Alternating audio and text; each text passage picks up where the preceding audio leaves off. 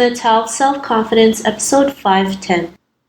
Welcome to the Tao of Self-Confidence, where I share stories of amazing women who have discovered their inner journey to self-confidence. Visit our website at thetaoofselfconfidence.com. Your inner journey to self-confidence awaits. Well, hello friend. Welcome to the Tao of Self-Confidence, where I share stories of amazing women who have discovered their inner journey to self-confidence. I'm your host today, Sheena Yap-Chan, and today I have an amazing woman on the show today. She is the first Asian coach for Asian women in America, and I'm really excited to have her on today to share her story and tips on self-confidence. So without further ado, I'm going to introduce you to Kimchi Chow. Kimchi, how are you today? Maybe you can fill in a little bit more about yourself to our listeners. Yes, hi Sheena and hi the listeners. I'm happy to be here. My name is Kimchi Chow. I was born and raised in Vietnam. I came to USA as refugee after the war in 1978, and I have lived in United States for almost 40 years. I'm married to a Taiwanese and have two children, 30 years old daughter and 28 years old son. So all of us are US citizens, and we consider America is our country. Thanks for sharing that. And Kimchi, what would be your favorite self-confidence quote? It is one of my favorite because it's I resonate with it recently. This quote is from William Jennings Bryan. He says, "The way to develop self-confidence is to do the thing you fear and get a record of successful experiences behind you." Thanks for sharing that great quote. And, I totally agree. Sometimes, when we do the things that fear us the most is when we can actually find success, right? Just going, over the hill or, going where the grass is greener. Sometimes we just have to take that leap of faith. So thanks for sharing that quote. And in your own words, how do you define self-confidence?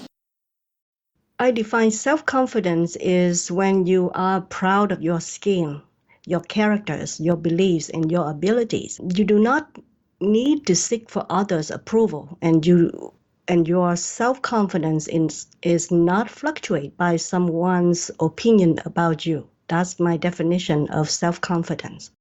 Thanks for sharing that great definition. And Kimchi, what was your life like before you discovered self-confidence? Yeah, so when I graduate with a bachelor degree in United States, I was able to find engineer position. When I was 30 years old, I thought that I had confidence, but I felt that my confidence is depending on other people.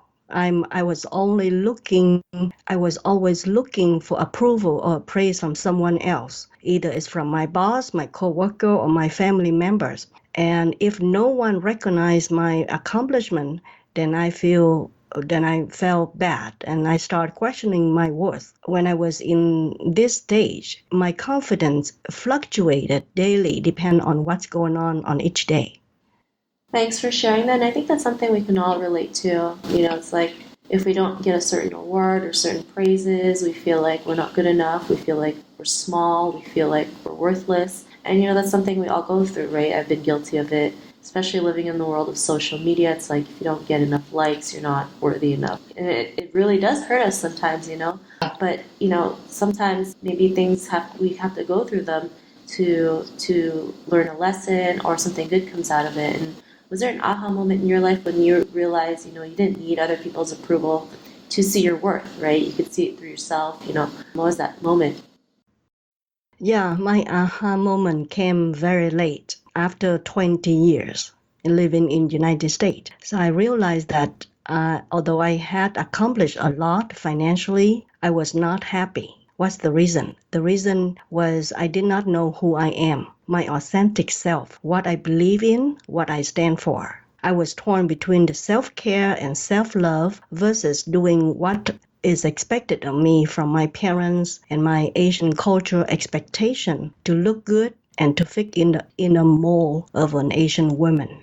So that's my aha moment is the distinction between self-love, self-care, and do what other people expected of you.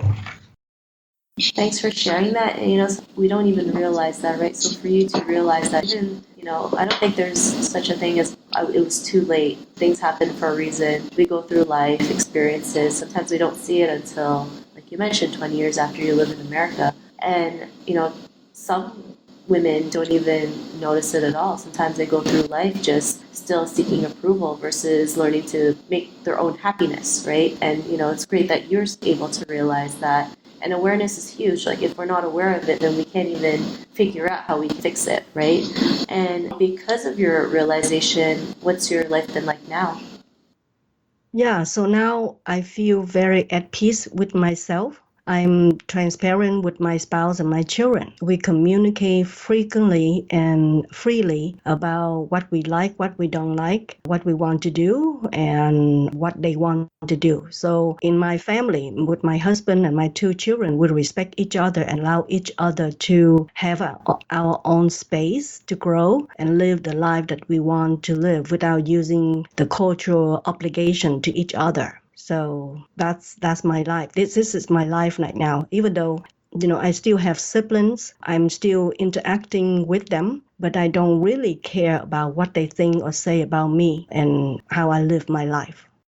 Thanks for sharing that. And I think it's great that, you and your family have created an environment where you can grow in your own space, where you can, be your authentic self and learn to, just be yourself. It's not always easy, but when you create that environment, it gets better and better. So thanks for sharing that. And Kimchi, to the woman who's listening to your episode, she may be in her own journey of self-confidence. What would be that one tip you'd give to her?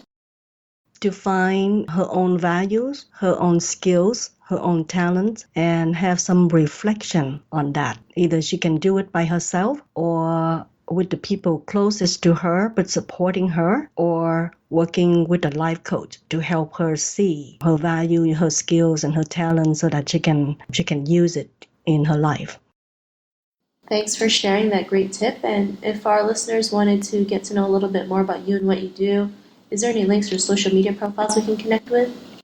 Yes, if they like to contact me, they can go to rippleimpactcoaching.com. And then I have another one. I'm also launching a podcast called asianwomenofpower.com. So they can find me on the podcast or on the website. Thanks for sharing that. And to our listeners, if you want to connect with Kimchi, you can also head on over to the taoselfconfidence.com. You can search for Kimchi's name. Her show notes will pop up along with everything else we talked about. And I'm just really grateful to have Kimchi on the show today to share her story and tips with us on self-confidence. So thank you so much. Thank you. Thank you for inviting me. Not a problem. It was really great having you on the show. And to our listeners, be on the lookout for another new episode of another amazing woman's journey to self-confidence. And we'll talk to you soon. Bye for now. Bye. Thank you for tuning in to another amazing episode of the Tao of Self-Confidence. Want to learn how you can use podcasting to market your business? Download your free report by visiting our website at thetaoofselfconfidence.com. Your inner journey to self-confidence awaits.